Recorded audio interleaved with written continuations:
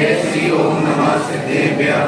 नमो अरिहन्ताणं नमो अरिहन्ताणं नमो सिद्धाणं नमो आयर्याणं नमो सिद्धाणं नमो आयर्याणं नमो वज्रायाणं नमो वज्रायाणं नमो लोये सव्यसाहूणं नमो लोये सव्यसाहूणं।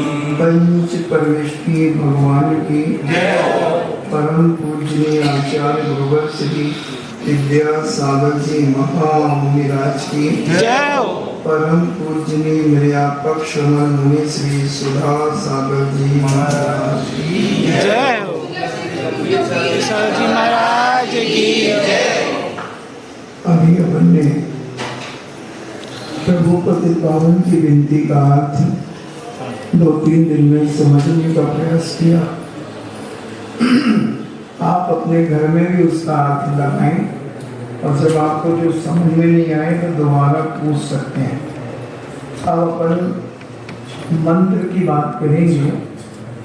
हर दर्शनकार ने कोई ना कोई एक मंत्र अपना बनाया है, चाहे वह वैष्णव दर्शन हो, जैन दर्शन हो, बौद्ध दर्शन हो, सांख्य दर्शन हो, वैशेषिक हो, चारवाक हो, जितने भी दर्शन हैं, कोई ना कोई, चाहे वो मुसलमान हो, उन्होंने भी कलमा बनाए, 7 कलमा बनाए उन्होंने लगभग।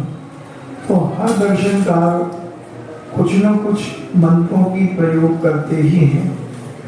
तो जैन दर्शन का जो महामंत्र है हमारे और तुम्हारे द्वारा बनाया हुआ नहीं।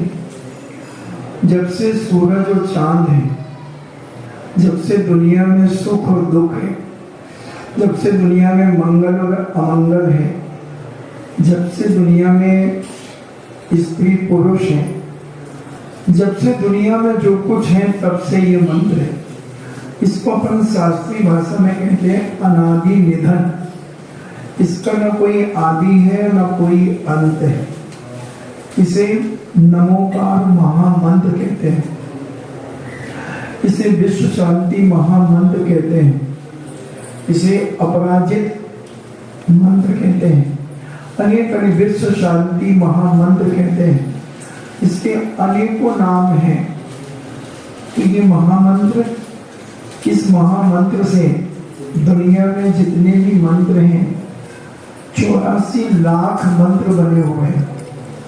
ये मंत्रों का जनक है, इन मंत्रों को उत्पन्न करने वाला है।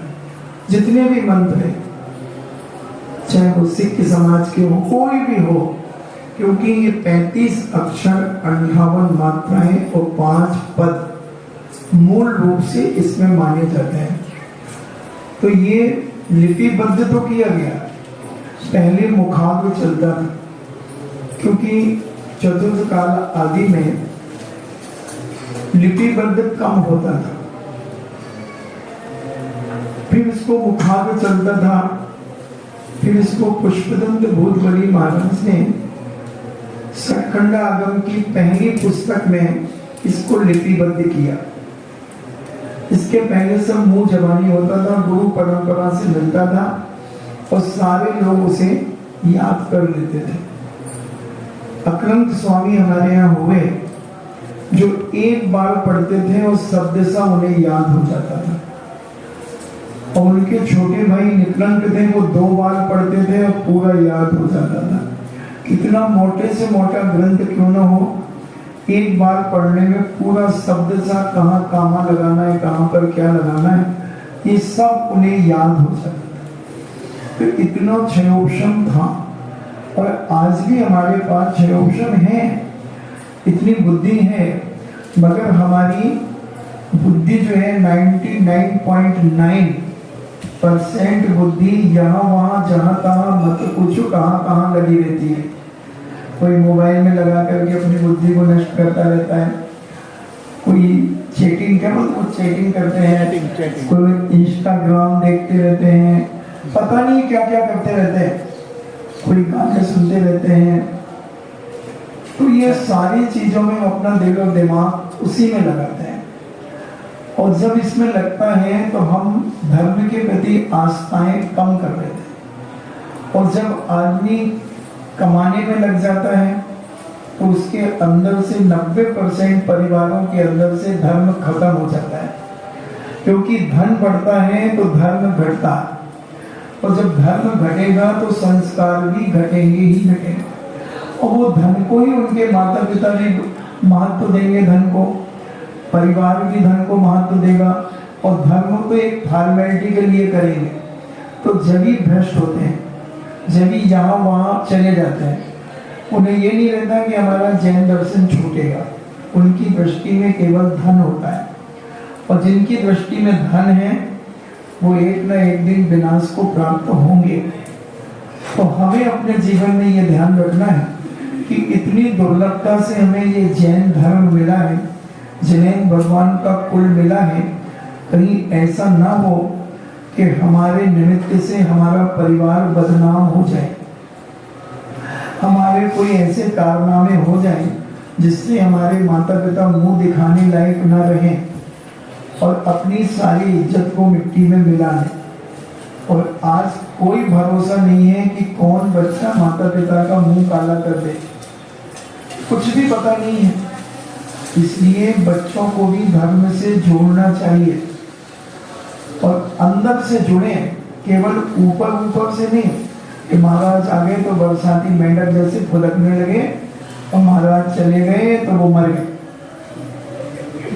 जैसे मेंढक होते हैं ना, छोटे छोटे चने से छोटे छोटे मेंढक होते हैं, वो बरसात में फुदकते हैं और वो कब मर जाते हैं पता ही नहीं चलता। पर ऐसे भी आज 90% बच्चे ऐसे ही हो रहे हैं। 10% बच्चे हैं जो अंतरंग से धर्म को समझने का प्रयास करते हैं। बातें तो बहुत ऊंची ऊंची करेंगे वो, उनकी बातें सुनोगे तो आपको लगेगा कि बहुत धर्मात्मा है तो। और जब उसका इतिहास इतना काला हो जाता है, वर्तमान इतना काला हो जाता है कि जिसका कोई हिसाब नहीं। अभी एक बहन जी आई थी, दिल्ली रहती है, ये जयपुर रहती है, तो एक लड़की की शादी उन्होंने वैष्णो में कर दी। बोले महाराज जी अब इसको तो जैन में ही देना चाहते हैं, अगर नहीं मिलेगा तो फिर देखेंगे। अरे कोई चिंता नहीं है किसी को कि हमने अपनी बेटी को 20 साल 25 साल साधु संतों को आहार दिए, भगवान की भक्ति की, पूजन किया, अब वो जाकर के वहां मिथ्यात्व में जाएगी, अब वो देवी देवताओं को पूजेगी, दुनिया को भोग लगाएगी, इधर उधर मस्तक झुकाएगी। और हमने पहले दिन कहा था कि एक बार कुगुरु कुदेव को नमस्कार करने में इतना पाप लगता है कि 1 करोड़ स्त्रियों के साथ बलात्कार करने का। कुंद स्वामी महाराज का जो अष्टपाहुड़ है उसकी टीका में सुसागर सूरी ने ये बात लिखी। अपन समझ ही नहीं रहे कि हम क्या कर रहे हैं, कहाँ जाना चाहिए, कहाँ जा रहे हैं। ये सारा का सारा धन बिगाड़ रहा है धर्म को। माता पिता को एक ही लक्ष्य है कि भाई पैसा आना चाहिए, कहीं से आए, चाहे बेईमानी से आए, चोरी से आए, कैसे भी आए, पैसा आना चाहिए। अरे पैसा किसके पास नहीं है? एक बेस्या के पास पैसा कम है क्या? एक किन्नर के पास पैसा कम है क्या? एक भिखारी के पास पैसा कम है क्या? जब नोटबंदी हुई थी तब एक भिखारी के पास 1,82,42,310 रुपए निकले थे। भिखारी के पास भीख मांगता था वो। अजमेर में एक डुकरिया थी, भीख मांगती थी, तो उस किसी को दया आई कि बेचारी ठंड में क्या करेगी, तो उसने वो मकान होता जैसे ऊंचा मकान होता तो वो बाहर एक ऐसा जीना टाइप का बना देते, तो नीचे वो एक कोठरी टाइप की बन जाती, मोटरसाइकिल वगैरह रख लें। तो उस व्यक्ति ने वो दे दी उसको कि अम्मा तुम इसमें रहा करो, ठंड में बेचारी परेशान होती है। अब उस डोकरी के पास इतना, जब वो मरी, अंदर मर गई तो 4-5 साल में, तो जब उसका दरवाजा खोला गया पुलिस के द्वारा तब उसके 3 बोरे तो उसके बाद जूते चप्पल निकले, 45 छत्ते निकले। और ये बहुत पुरानी बात है। और उसके पास 2.5 लाख रुपए के इंदिरा विकास पत्र निकले और 1 पाव सोना निकला, 15 किलो चांदी निकली और भी दुनिया का सामान उसमें ऐसे ठूस ठूस के भरी थी और मर गई। तो आदमी पैसा को ही महत्व देता है, धन को महत्व देता है, तो परिवार विनाश को प्राप्त हो जाता है। धन तो पुण्य की दासी है, पुण्य का नौकर है।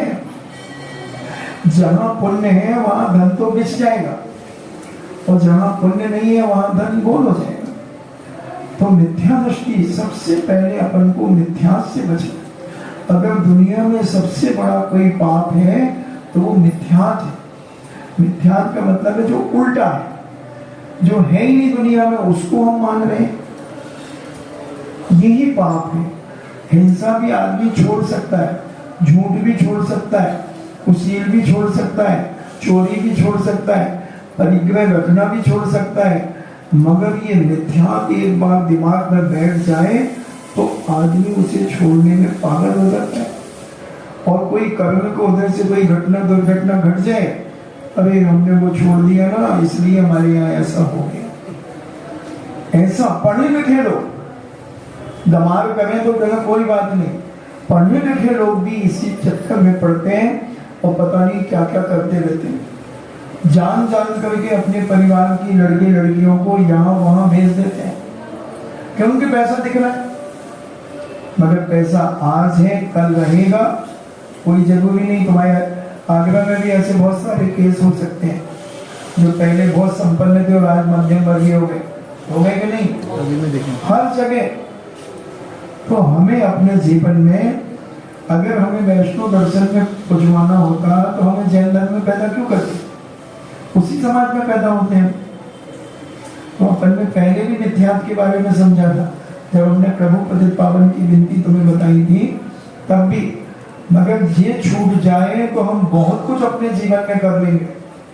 और आज 99.9 आदमी ऐसे नहीं जाता तो आंखों से नमस्कार कर लेता है, कोई भी चीज दिख गई तो यूं कर देगा,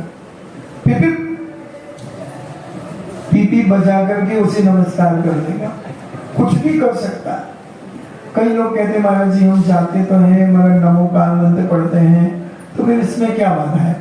तो हम कहते हैं अगर तुम बियर बार में जाकर के दूध पी करके आ जाओ और तुम बियर बार से निकलो और वहां से तुम्हारे परिवार के लोग निकल जाए, तो क्या है ये क्या कर रही बेटा? वहां लिखा था माई डियर कम ईयर ठंडी बियर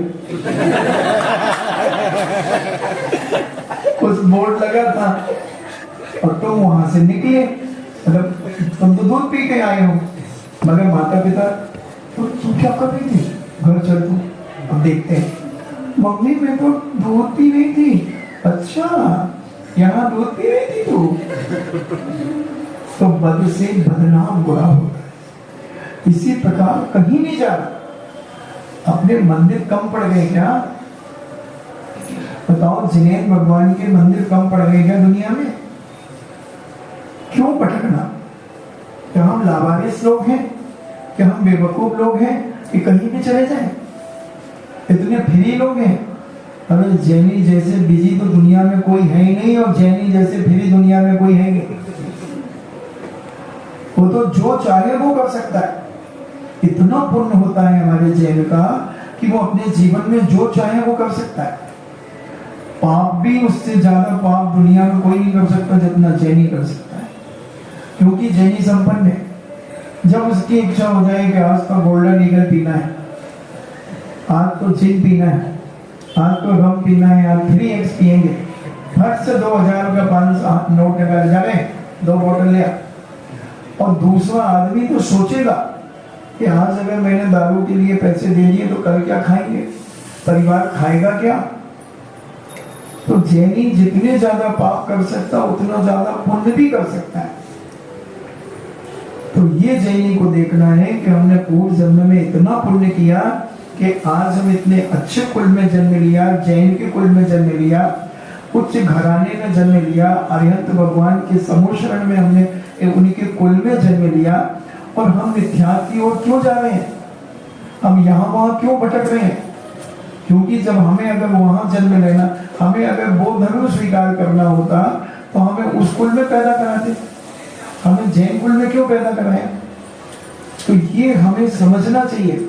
हमारे माता पिता ने हमारा एडमिशन एमडी कॉलेज में क्यों कराया और कोई दो स्कूल में कराते? इसको अच्छा माने उदाहरण दे रहे हैं। तो अगर मान लो उन्हें हमें अच्छा नहीं पढ़ाना होता तो कहीं और छोटे मोटे स्कूल में डाल देते। अब हम पेपर देने छोटे स्कूल में चले जाएं तो फेल होंगे के पास। अगर एडमिशन तुम्हारा एमडी कॉलेज में है और तुम कोई दूसरे स्कूल में, साधारण स्कूल में चले जाओ तो फेल होगे कि पास? क्योंकि तुम्हारा एडमिशन ही नहीं है वहां।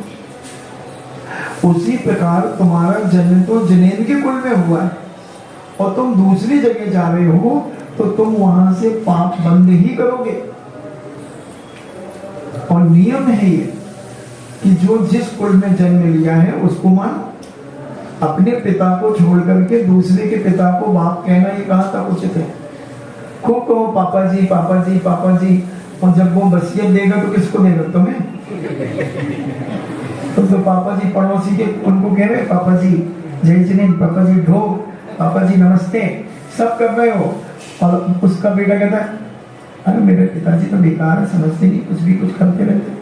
फिर भी वो वसीयत किसे देगा? सारा वैभव किसे देगा? अपने धन दौलत बेटे को ही देगा।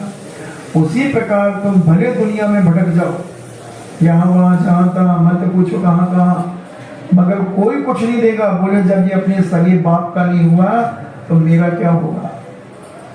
जो आदमी राम के पास भी जाए और रावण के पास भी जाए तो कौन विश्वास करेगा? अगर राम के पास गया तो लक्ष्मण कहेगा भैया सावधान, रावण का आदमी आ रहा है, और फौरन तीर कमान संभाल लेगा। और उधर रावण के पास गया तो कुंभकर्ण कहेगा भैया भाई साहब सावधान, राम का आदमी आ रहा है, उठाएगा मुक्तर। तो कहाँ वैल्यू है अपनी? न इधर के रहे और न उधर के रहे। इसलिए एक बाप बनाओ, मर जाएंगे, टुकड़े टुकड़े भी कोई हमारे कर देगा तो हम जिनेंद्र के अलावा कहीं मस्तक नहीं झुकाएंगे। मर जाओगे तो भी सदगति होगी, और अगर तुमने डर के मारे झुका दिया तो दुर्गति होगी। क्या फर्क पड़ेगा? 4 दिन जल्दी मरेंगे, कोई मान लो मार भी देगा, धर्म परिवर्तन कराएगा, मगर हम क्यों करें? गोवा के अंदर जैन राज्य था गोवा, और ईसाइयों ने 20,000 लोगों को प्रतिदिन तोप से उड़ाया। या तो ईसाई बनो या फिर मरो। तो लोग मरने के लिए तैयार हो गए मगर ईसाई नहीं बने। तो हमें भी विचार करना चाहिए, इतिहास पढ़ना चाहिए। और तुम्हारे मोबाइल में तो सारे इतिहास पढ़े हुए हैं, और हमें बताना चाहिए आकर के कि महाराज जी ऐसा लिखा है। तो ये सारी चीजें हमें ज्ञान में हो तब कहीं हम जैन कहलाते हैं। जैन घर में पैदा होने से कोई जैन नहीं हो जाता। जब तक उसके अंदर जैन के संस्कार नहीं है तब तक वो जैनी नहीं। वो तो गलती से पैदा हो गया जैन के घर में, उसको तो कहीं छोटी जातियों में पैदा होना चाहिए। और केवल ये धन के पीछे लोग दौड़ रहे हैं, और उसी के कारण सब विनाश की ओर जा रहा है। माता पिता इतने अच्छे धर्मात्मा थे, दादा दादी धर्मात्मा थे, और लड़के ने बेजाती में विवाह कर लिया। अभी 15 दिन से इसी के ऊपर प्रवचन चल रहा है, बेजाती के ऊपर से। उस लड़की को देखो कितना प्रभावशाली थी। राजा मांग रहा है, राजा उस बेटी का हाथ। तो प्रवचन शाम को सुनने आते होंगे, एक पे चल रहा ना बेजाती को लेकर के 15 दिन से। तो उसने ठुकरा दिया राजा को। उसकी माँ ने कह दिया मेरी बेटी को तो शेर की मुंह में डाल दो, हाथी के पैर के नीचे कुचल दो, मगर मैं अपनी बेटी को विधर्मी को नहीं दूंगी। क्या फर्क पड़ेगा? धर्म के लिए मरेंगे, जैसे सैनिक देश के लिए मरता है तो वो मरा नहीं माना जाता, शहीद माना जाता है। उसी प्रकार धर्म के लिए जो मरेगा वो भी धर्मात्मा ही माना जाएगा, और उसकी नियम से सदगति ही होगी। उसकी दुर्गति नहीं हो सकती। अगर कोई बच्चा विधर्म की ओर जाता है तो उसको छोड़ देना चाहिए, ये मान लेना चाहिए कि वो मर गया। ये धर्मात्मा के लक्षण होते हैं, मगर हम मोह में इतने गाफिल होते हैं, सब स्वीकार कर लेते। तो ना वो परिवार आहार देने लायक होता है, ना वो किसी कार्य के लिए होता है, क्योंकि उसने विधर्मों का समर्थन कर दिया।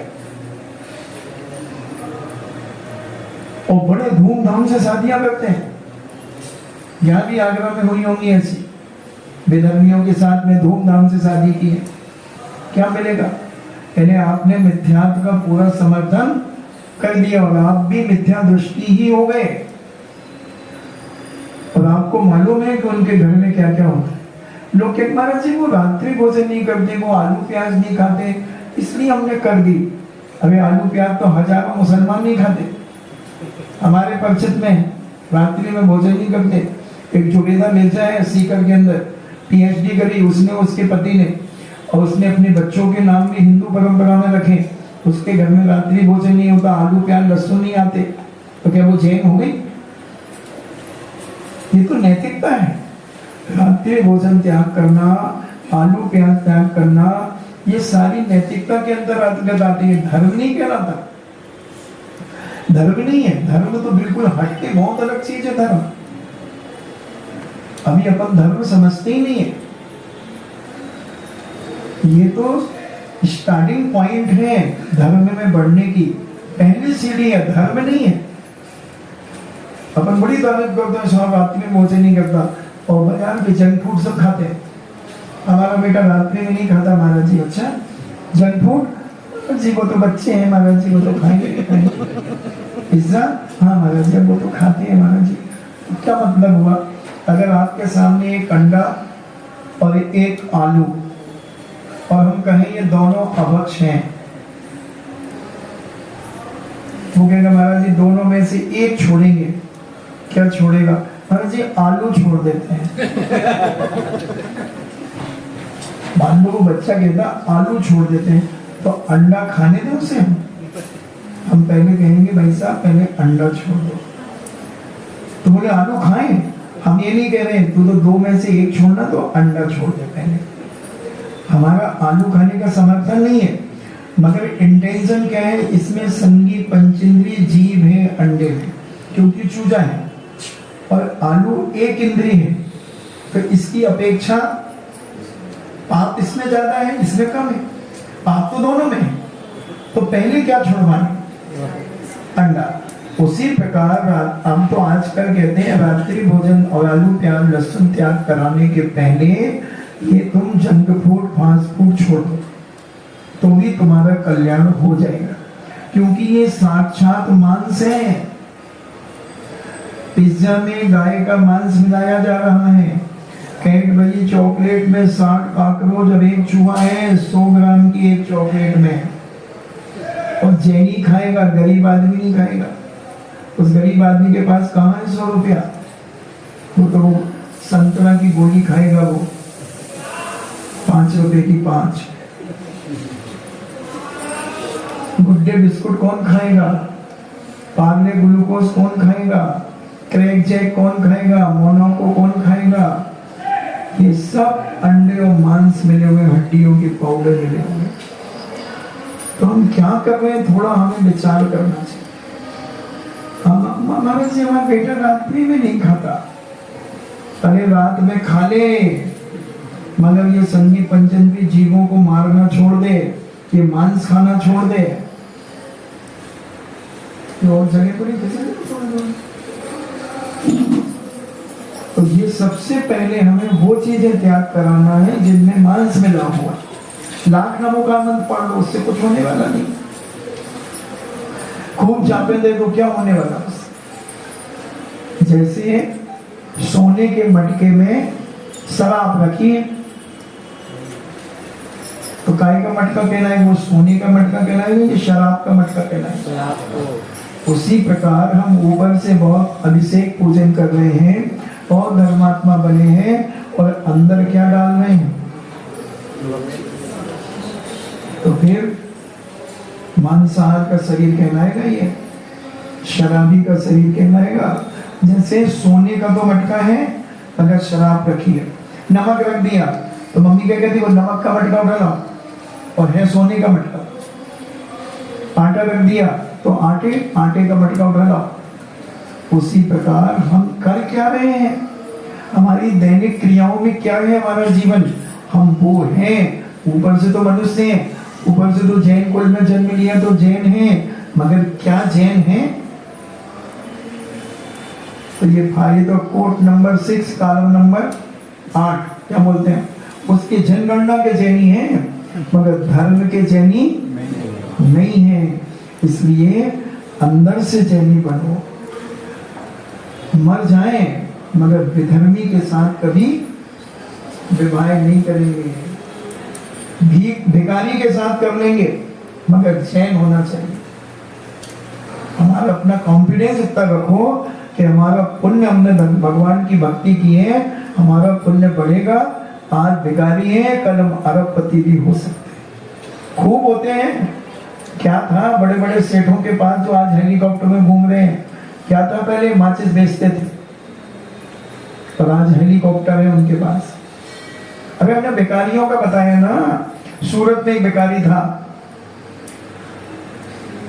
डबल घोड़ा 5555 बोस्की का कुर्ता पहनता था, सोने के बटन लगे हुए थे, सोने की चेन पहनता था, जे मोटी। शाम को 7 बजे 8 बजे निकलता था वो घूमने के लिए। वो करता क्या था, 3 मकान उसके थे, 20-20 हजार रुपए किराए पे चलते थे, 3-3 मंजिल के, 2004 में। और कुछ नहीं करता था, हर चौराहे पे उसके परिवार में 5 लोग थे, चौराहे पे खड़ा हो जाता था, 2 नैपकिन टॉवेल ले लेता था, और बस जो लाल लाइट जलती ना, बस वो गाड़ियां खड़ी होती तो उनके कांच पहुंच देता था। कांच पहुंचता था तो कोई 5 रुपए 10 रुपए उसको दे दे। जितनी देर लाइट बंद लगी रहती थी, गाड़ी खड़ी रहती थी, उसने पैसे दिए, फट उसको छोड़ के दूसरी गाड़ी में चला गया, उसने पैसे दिए, तीसरी में चला गया। तो दिन भर में वो 800-900 रुपए कमाता था एक व्यक्ति। तो 5 से 4,500 रुपए 5,000 रुपए प्रतिदिन आते थे। और उसके बाद में क्या है, भिखारी, गरीब। यहाँ कौन बैठा है 5,000 रुपए रोज कमाने वाला? तो पैसा को अगर हम महत्व देते हैं कि नहीं, हम तो लड़का अच्छा मिल गया महाराज जी, इसका 20 लाख का पैकेज है, इसलिए हमने अपनी लड़की को शादी कर दी। ये लड़की अच्छी थी महाराज जी, 30-35 लाख का पैकेज था, इसलिए हमने अपने लड़के की शादी कर दी। तुमने धर्म बेच दिया, तुमसे अच्छी तो वो वेश्या थी, शरीर बेचती थी, ईमान नहीं बेचती थी। तो ये ध्यान रखना।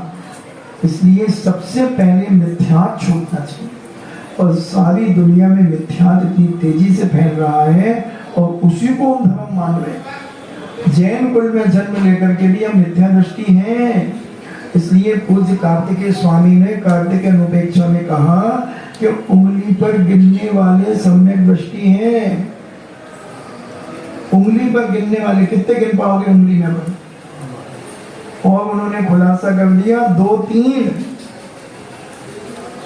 मानते हो तुम अपने आप को सम्यक दृष्टि, अंदर तो मिथ्यात ही घुसा है। और फिर रिश्तेदारियां हो जाती तो उनके आना जाना नहीं होता है, खाना पीना भी होता है। फिर वो कहते हैं तुम्हारे मंदिर जा रहे तो हमारे में भी चलो। तो ये नमोकार मंत्र कल अपन ने जो 3 दिन में मिथ्यात को समझा, और आज चौथे दिन, तब से 30 से चालू हुई थी, 30, 31, 4था दिन है आज। तो 3 दिन में हमने तुमने, आज चौथे दिन तक हमने तुम्हें मिथ्यात के बारे में बताया। अब आज अपन नमोकार मंत्र को पढ़ते हैं, और 1-1.5 मिनट बचा है, तो उसका अर्थ विस्तार से और अपन कल चर्चा करेंगे। अन्य दर्शन के मंत्र भी क्या है, चीन में बौद्ध धर्म का मंत्र क्या है, वैष्णव का मंत्र क्या है, सब चीजों पर अपन समझेंगे। तो ये महामंत्र है, हमने इसके 5-7 नाम बताए थे। अपराजित महामंत्र, नमोकार महामंत्र, विश्व शांति महामंत्र आदि आदि। तो ये नमो अरहंतारम, इसके 3 भेद मिलते हैं। नमो अरिहंतारम, नमो अरहंतारम, और नमो अरुहंताड़। तीनों एक ही हैं। तो अरिहंताड़, अरि का अर्थ होता है शत्रु, और हंत का है हनन करने वाला, जिसने कर्ण रूपी शत्रु का हनन कर दिया है, नष्ट कर दिया है, वो है अरिहंत। कोई ने पूछा अरिहंत कौन है, तो उसका संधि देखने करो, अरि धन हंत। तो जिन्होंने अरि यानी शत्रु दुश्मन, और हंत जिसने कर्ण रूपी दुश्मन का, कर्ण रूपी शत्रु का हनन कर दिया है, वह है अरिहंत। और अरहंत और अरुहंत, तो जिसने अरु यानी बीज, तो जिसने कर्ण रूपी बीज का हनन कर दिया है, वो है अरुहंत। और अरहंत, अर यानी रज, धूल, तो जिसने कर्ण रूपी रज का हनन कर दिया है, नष्ट कर दिया है, वो है अरहंत। तो ऐसे 3 इनके भेद मिलते हैं, मगर अर्थ वही है, अरि, अर और अरु, ऐसे। तो नमो, अब इसका अर्थ जो पढ़ाते हैं पाठशालाओं में, वो थोड़ा सा अलग पढ़ाते हैं। नमो, अपन नमो कहते हैं कई लोग, नल वाला ना नहीं है वहां, लक्ष्मण के पीछे जो ना लगता है वो है नमो। नमो, नमो, नमो का अर्थ क्या होता है? नमस्कार। किसको नमस्कार? और अपन को पढ़ाया क्या जाता है, अरिहंतों को नमस्कार हो, तो उल्टा अर्थ कर दिया ना, अरिहंत तो बात नहीं, और नमो शब्द पहले, तो पाठशालाओं में यही पढ़ाते हैं, मगर वो ठीक नहीं है। पहले आपका समर्पण करा रहे हैं, पहले तो झुको, नमस्कार करो। किसे? पहले झुक जा, फिर बताएंगे किसके लिए। तो नमो यानी नमस्कार, बिल्कुल झुक जाओ। फिर वो पूछता किसे, पहले झुक, फिर वो नमस्कार किया। अब बोल अरिहंतों को। तो अरहंत भगवान को नमस्कार है, उसको पहले झुकाओ, तो उसको विनय तो कराओ। विनय करी नहीं, वो ऐसे खड़े खड़े खड़ा, मोर नहीं है कि मोर जैसे ऐसे नहीं, पूरा मन वचन काय से नमस्कार करना है। तो नमो नमो अरहंताड़, नमस्कार हो किसे? अरहंतों को। अब ये कह सकते हो महाराज जी ये अरहंत क्यों लगा रहे हैं, बहुवचन क्यों कह रहे हो? तो अभी जब अपन लास्ट वाला मंत्र पढ़ेंगे, नमो लोए शब्द साम, तो उसमें हम पूरी व्याख्या करेंगे। तो नमो अरहंताड़म यानी नमस्कार हो अरहंतों को, अरिहंतों को या अरुहंतों को। बस इतनी। जिनवाणी के ज्ञान से सूचे लोकालो, सुनानी मस्तक सदा दे तुम लो। ये जिनवाणी भारती तो निजपुंज रैन, जो तेरा शरणा गए सो पावे सुचैन। देव भजो अरिहंत को, गुरु सेवा निर्बंध, दया धर्म पालो सदा, यही मोक्ष का धर्म।